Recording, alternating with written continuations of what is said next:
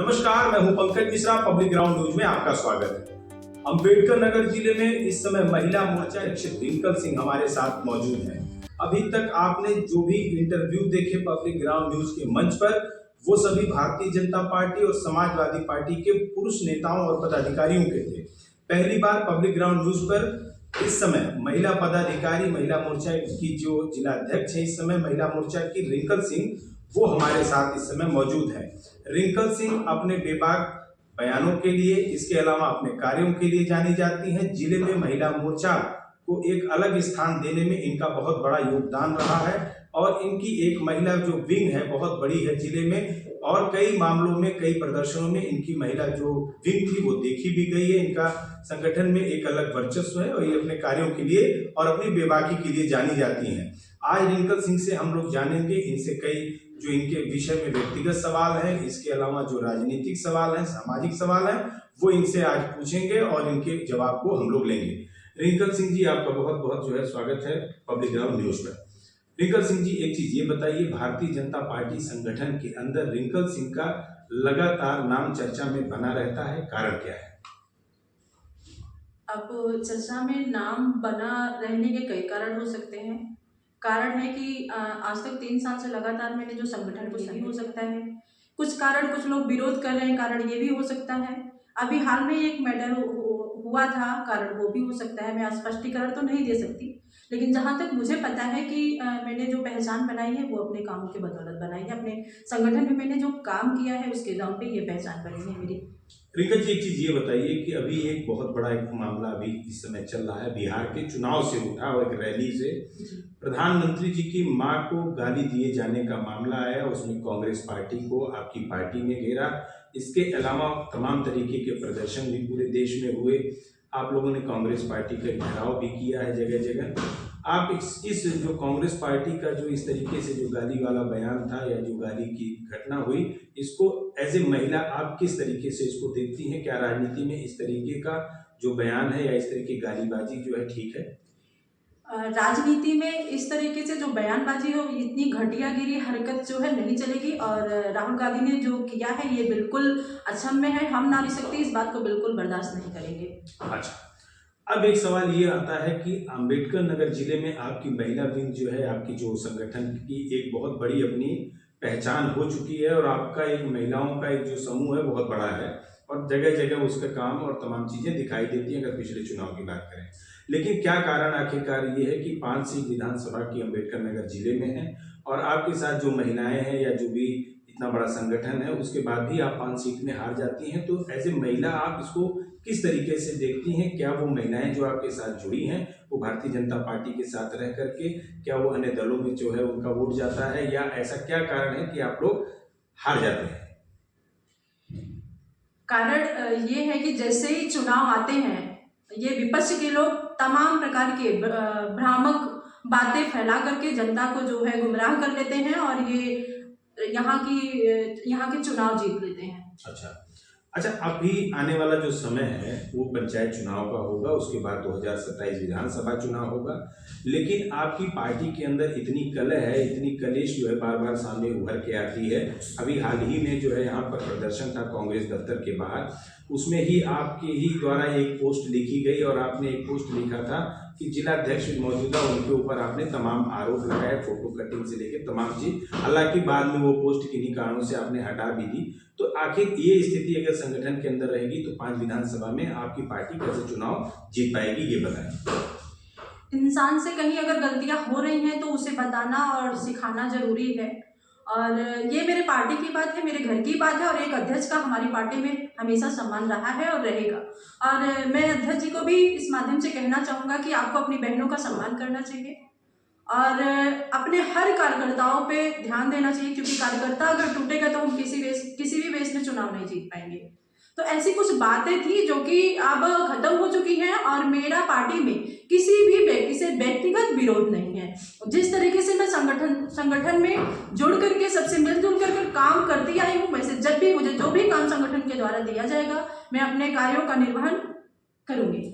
अच्छा, एक सबसे बड़ा सवाल ये है कि अभी जब कटहरी का चुनाव था, उपचुनाव, उस दौरान भी आपका एक सोशल मीडिया पर पोस्ट आया था जिसमें एक आपकी पार्टी की एक कोई पदाधिकारी महिला थी, उन्होंने भी पोस्ट लिखा था और मौजूदा जिलाध्यक्ष को लेकर के ही वो पोस्ट आई थी। बाद में उसमें थोड़ा सा आप लोगों के बीच में कुछ बहस वाली बात भी सामने आई थी सूत्रों के हवाले से। वो क्या कारण था और वो किन वजहों से हुआ था, और रिंकल सिंह आखिरकार सोशल मीडिया पे क्यों आ जाती हैं, इसका जवाब चाहिए।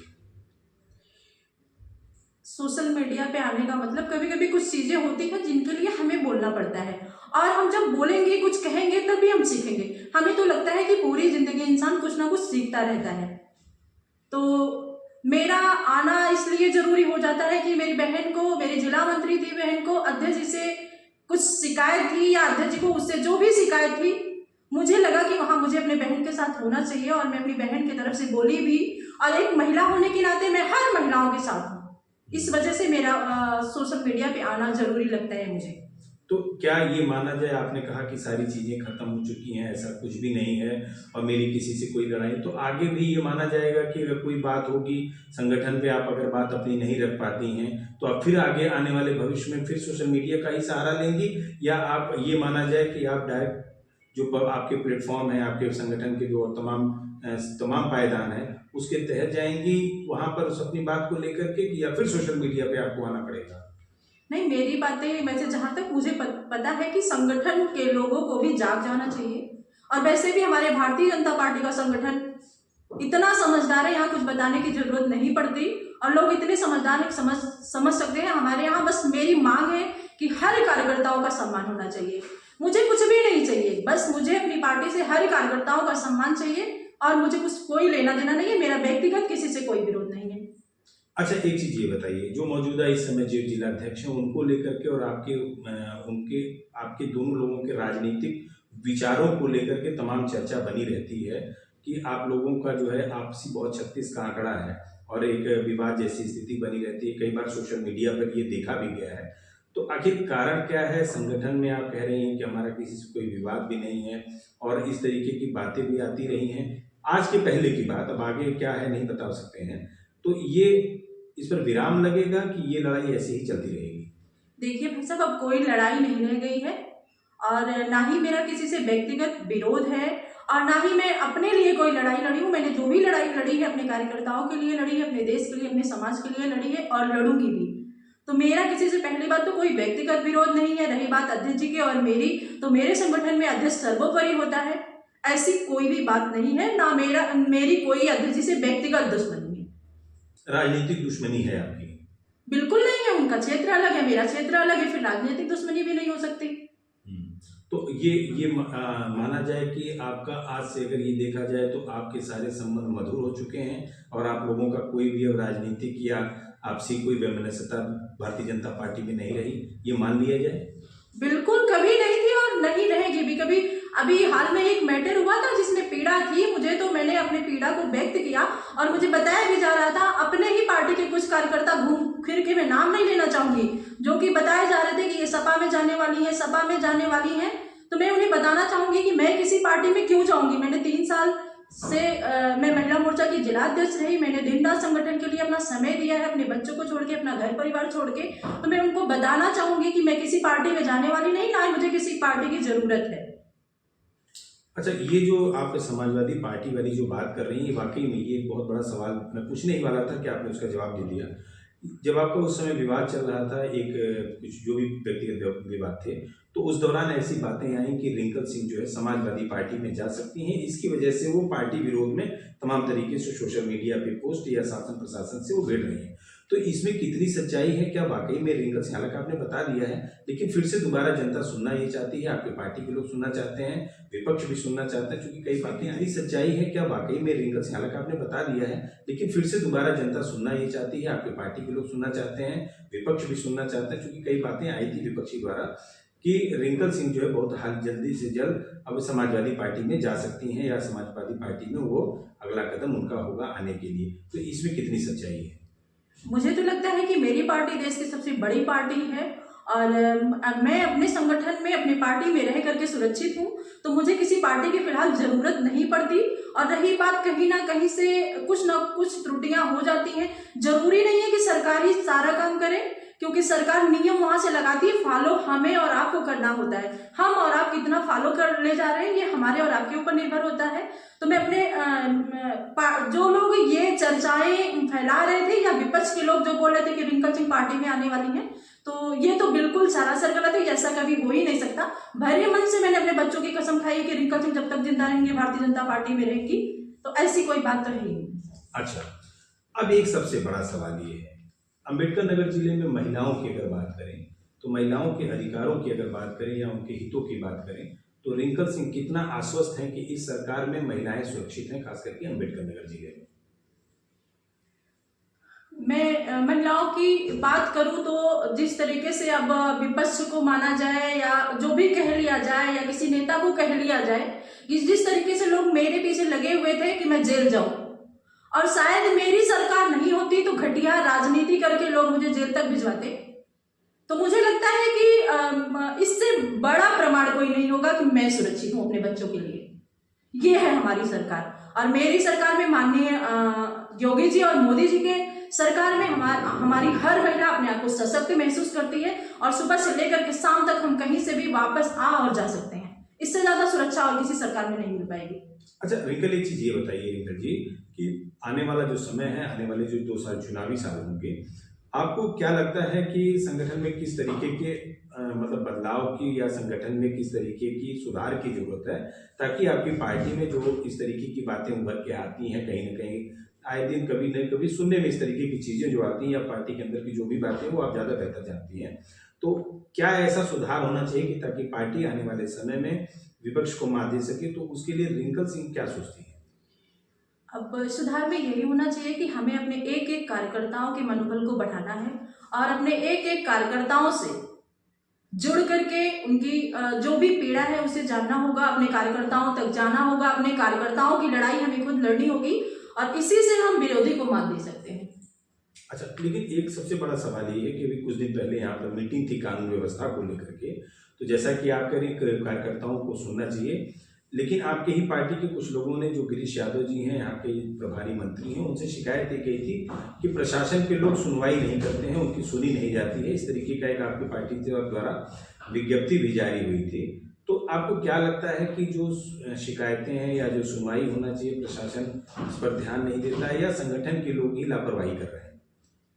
अब देखिए, कहने को लोग बहुत कुछ कह सकते हैं, कहना तो बहुत आसान होता है, और सरकार भी हमारी है और प्रशासन भी हमारा है, तो हमें प्रशासन का भी सहयोग करना चाहिए, हमें अपनी सरकार का भी सहयोग करना चाहिए। अभी अभी मैंने बोला हमारी सरकार नियम तो लगा सकती है वहां से, लेकिन फॉलो हमें और आपको करना है। हम आप कितना फॉलो कर सकते हैं, जैसे कि मेरी ही बात हुई अभी हाल में, जो घटना मेरे साथ हुई थी, मैं कह रही हूँ कि मेरा विवाद गांव के एक व्यक्ति से हुआ था, जो कि बताया गया कि वो मेरा रिश्तेदार है। ये सरासर गलत था। मेरे यहाँ से 4 वरिष्ठ नेता आते और बैठ जाते तो शायद ये बात वहीं खत्म हो जाती। ये जितना बड़ा मुद्दा बना, शायद उतना बड़ा मुद्दा नहीं बन पाता। तो हमें सरकार को छोड़ करके पहले अपने आप को सही करना है। सरकार जो भी नियम लगाए हमें और आपको फॉलो करना है। हम आप कितना फॉलो कर रहे हैं ये हमारे और आपके ऊपर निर्भर है। मैं एक बार फिर से बोलती हूँ। लेकिन आप जो कह रही हैं कि 4 लोग आए होते, तो मौजूदा कटहरी के वहाँ पे विधायक जो धर्मराज निषाद हैं वो आपके यहाँ गए थे, उसके बाद जो है ओमकार गुप्ता जो है इछोछा चेयरमैन जो है वो गए हुए थे। इसके अलावा अभी आपके पार्टी के कुछ लोगों का इंटरव्यू हुआ था, उसमें उन्होंने ये बताया कि कपिल वर्मा जी ने भी कहा कि त्र्यंबक तिवारी जी ने ही आपके मुकदमे को लिखवाया भी था, तमाम चीजें इस तरह की भी आई थी।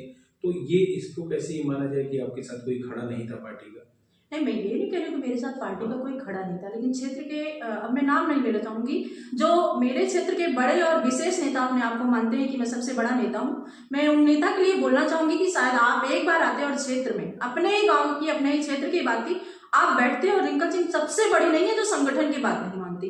रिंकल सिंह संगठन को ही सर पर मानती है, तो बात इतनी बढ़ती नहीं। अच्छा, एक चीज अब ये सवाल आता है, ये तो हो गया आपसे जुड़े हुए सवाल। अब सबसे बड़ा एक सवाल ये भी है कि जिस तरीके का आज जो माहौल चल रहा है, जो इस समय भारतीय जनता पार्टी और अन्य विपक्षी जो दल हैं उनके द्वारा लगातार तमाम आरोप लगाए जाते हैं विकास को लेकर के, महिला सुरक्षा को लेकर के, या पढ़ाई शिक्षा जगत की बात करें तो इन तमाम जो विपक्षियों के आरोप हैं कि ये व्यवस्थाएं जो सरकार या जो तमाम योजनाओं का जो दावा करती है सरकार के हमने इसको धरातल पे लाया है अपनी सरकार में, तो विपक्ष कहती है ये सब झूठे हैं। रिंकल सिंह उसको किस रूप में देखती है? विपक्ष का काम है कुछ ना कुछ कहना, और जो इंसान कुछ नहीं कर पाता वो कुछ ना कुछ किसी को कहते रहने की उसकी आदत होती है। तो मैं विपक्ष को बोलना चाहूंगी कि सरकार जितनी योजनाएं लाई है आप उंगलियों पर गिनती नहीं कर सकते, और हर जगह आप देख रहे हैं हर गांव में समूह चल रहा है। हमारी हर बहनें जो 5 रुपए के लिए मोहताज थी वो 5-5 लाख का लोन लेकर के अपने बिजनेस को बढ़ावा दे रही हैं, अपने बच्चों को पढ़ाई करवा रही हैं, अपने पति के लिए रोजगार कर रही हैं, खुद का रोजगार कर रही हैं और खुद सशक्त हो रही हैं। अच्छा, एक सवाल ये भी उठता है जिनकल आप चूंकि एक जिम्मेदार हैं और जिम्मेदार पद पे हैं और आपका एक संगठन में बहुत बड़ा अपना एक अहम योगदान है। एक सवाल ये भी उठता है कि जिस तरीके से जो पिछली जो भी चीजें हुई हैं पार्टी के अंदर की बात करें, व्यक्तिगत किसी भी विवाद की बात नहीं है, पार्टी के अंदर जिस तरीके से आपके द्वारा लिखा जाना, पढ़ा जाना या तमाम इस तरह सोशल मीडिया पे बातें आई या जिलाध्यक्ष को लेकर के तमाम तरीके के आरोप प्रत्यारोप आप लोगों ने एक दूसरे के ऊपर लगाए, इसको जो है किस तरीके से आप एक तो इसको बताना चाहेंगे कि ये जो विवाद थे या जो भी चीजें हैं या आगे क्या है, इस पर किस तरीके से विराम आप बता रही हैं लग चुका है, मेरी किसी से कोई दुश्मनी नहीं है, मेरा किसी से कोई राजनीतिक विद्वेष नहीं है। तो जो चर्चाएं इस समय आपकी पार्टी के अंदर, विपक्ष के अंदर या समाज के अंदर जो चल रही है चर्चाएं हैं, तो इसको आप किस तरीके से आज विराम लगाना चाहती हैं, इसको आप किस तरीके से लोगों को बताना चाहती हैं कि जो बात बाहर है वो अंदर दरअसल कुछ और है? मैं लोगों को बताना चाहूंगी कि जब घर में 4 बर्तन हैं तो वो खनकते जरूर हैं, ऐसा नहीं होता कि वो खनकते नहीं हैं, उनमें आवाज़ नहीं होती, लेकिन इसका मतलब ये नहीं कि बाहर वाले इसका फ़ायदा उठाएं। आने वाले समय में हम सभी कार्यकर्ता, हमारा पूरा संगठन एकत्रित होकर के चुनाव जीतने की पूरी तैयारी में लगा है और हम लोग जीतेंगे। अच्छा, जो त्र्यंबक जी का विवाद अगर कहा जाए जो चल रहा था उसको रिंकल मुस्कुरा रही है, क्या विवाद खत्म हो चुका है? क्या अंदर खाने कोई बातें आप लोगों की हो चुकी हैं या संगठन की तरफ से आप लोगों को ऊपर से दिशा निर्देश मिले? कारण क्या है, इस मुस्कुराहट का राज क्या है? भाई साहब, मैं बता दूं कि मेरा व्यक्तिगत विरोध अध्यक्ष जी से कोई नहीं है, बस मेरी एक मांग है, वो अध्यक्ष जी हों या जिले के वरिष्ठ जितने नेता हों, हमारे सभी कार्यकर्ताओं के मनोबल को बढ़ाया जाए, उनका सम्मान मिले, क्योंकि एक एक कार्यकर्ता को जोड़ करके ही हमारी इतनी बड़ी पार्टी खड़ी होती है। तो बस मेरी इतनी सी मांग है और मेरा व्यक्तिगत किसी से विरोध नहीं है। अच्छा, अंबेडकर नगर की जनता के लिए, आपकी पार्टी की महिला पदाधिकारियों के लिए, उनके उत्साह के लिए, या आप अपनी जो इस समय अंबेडकर नगर की जो जनता है, खास करके महिलाएं, आप चूंकि महिला संगठन से हैं तो महिलाओं की अगर बात करें, उनके लिए रिंकल सिंह का क्या संदेश है? भैया एक बार फिर से बोलेंगे? वो पुरुष विंग भी मेरे सभी भाई हैं और मैं भाइयों को भी आश्वासन देती हूँ कि ये बहन, आप लोगों को जहाँ कहीं भी जरूरत पड़े, यहाँ तक कि अगर जान देने की जरूरत पड़ी तो मैं अपने भाइयों के लिए जान देने के लिए तैयार हूँ और जान दूंगी भी। और मैं कहना चाहूँगी कि हम भाई बहन सभी लोग एकत्रित हैं और हम लोग आने वाले 27 में जो चुनाव है उसको जो है बेहतरीन तैयारी करके और बहुत बम्पर तरीके से जीतेंगे। रिंकल जी, एक आखिरी सवाल ये है कि इस समय उत्तर प्रदेश में योगी आदित्यनाथ की सरकार है और महिला सुरक्षा और महिला सशक्तिकरण की आपकी सरकार बात करती है, और आप चूंकि जिले में महिला मोर्चा की जो है यहाँ पर जिलाध्यक्ष है, आप अपने इस जिले में महिलाओं, जो आम महिलाएं हैं, उसके अलावा आपकी पार्टी की जो महिला कार्यकर्ती हैं, नेताएं हैं, नेता लोग हैं, उनको आप किस तरीके से आश्वस्त करना चाहती हैं? रिंकल सिंह का उनके नाम क्या संदेश है? इसके अलावा आपका संगठन में किसी प्रकार का कोई विवाद नहीं है, किसी से आपका कोई मतभेद नहीं है, इसको रिंकल सिंह किस तरीके से पब्लिक के सामने आज बताना चाहेंगी और उनका क्या जो है संदेश है उन महिलाओं के लिए जो न्याय के लिए इधर उधर भटकती हैं, फिरती हैं? रिंकल सिंह उनके लिए क्या कहना चाहेंगी? पहली बात तो मैं बताना चाहूंगी कि मेरी सरकार महिला सशक्तिकरण का बात ही नहीं करती, जो हमारी सरकार करती है उसे करके भी दिखाती है। आप देख रहे होंगे महिलाओं के नाम पर, बेटियों के नाम पर तमाम योजनाएं चल रही हैं जिनको हम उंगलियों पर गिने तो गिनती नहीं कर सकते हैं, और ये योजनाएं जो जन जन तक पहुंच भी रही हैं। आप इसमें देख लीजिए कि जैसे समूह हो गया, हर गांव तक पहुंच चुका है, हर महिलाएं हमारी सशक्त हो चुकी हैं जो अपने बेटे और अपने पति के लिए रोजगार दिलवा करके उनको सशक्त बना रही हैं तथा खुद कुछ ना कुछ करके हमारी बहनें सशक्त हो रही हैं। कहीं फूलों की खेती कर रही हैं बहनें, तो कहीं मशरूम की खेती कर रही हैं बहनें। जहाँ जो बहनें हमारी 5 रुपए के लिए मजबूर थी, वो 5 लाख तक का सरकार उन्हें लोन भी दे रही है। और महिलाएं, मुझे लगता है कि मेरी सरकार में जितना सशक्त हैं वो किसी और सरकार में कभी भी नहीं हो सकती हैं। अम्बेडकर नगर की महिलाओं के लिए या जो आपकी महिला विंग के लोग हैं उनके लिए रिंकल सिंह का क्या संदेश है? महिला विंग के लिए तो अभी हाल में ही एक मैटर हुआ था और जिसमें लोगों को लगा था कि मेरी बहनें आई नहीं, मैं अकेले क्यों क्यों थी, क्या कैसे था, जो भी चल रहा था। मैं बताना चाहूंगी कि मैंने अपने किसी भी बहन को बुलाया नहीं था और मेरी बहनें आने के लिए तैयार थी। मैंने सबको मना कर दिया था कि ये मेरा मैटर है और मैं नहीं चाहती कि मेरी सरकार में कोई दंगा हंगामा हो। लेकिन लोगों ने इस बात को इतना बढ़ा चढ़ा दिया कि मुद्दा इतना बड़ा बन गया जितना मैंने सोचा भी नहीं था। इतना मना करने के बाद भी हमारी बहनें जो पहुंची थी वो ज्योति सिंह थी, हमारी जो बहनें वहां पहुंची थी हिमांशी सिंह जी थी, हमारी बहनें वहां पहुंची थी सुमित्रा यादव जी थी। मेरी सभी बहनें इतना मना करने के बावजूद भी पहुंची थी और मैं अपने सभी बहनों को, अम्बेडकर नगर की जितनी भी बहनें हैं, मैं उनको आश्वासन देती हूँ कि भविष्य में कहीं भी किसी चीज की जरूरत पड़े तो मैं आपके साथ खड़ी हूँ और आपकी लड़ाई चाहे पक्ष हो या विपक्ष हो, आपके लिए मैं हमेशा से लड़ती आई हूँ और लड़ूंगी भी।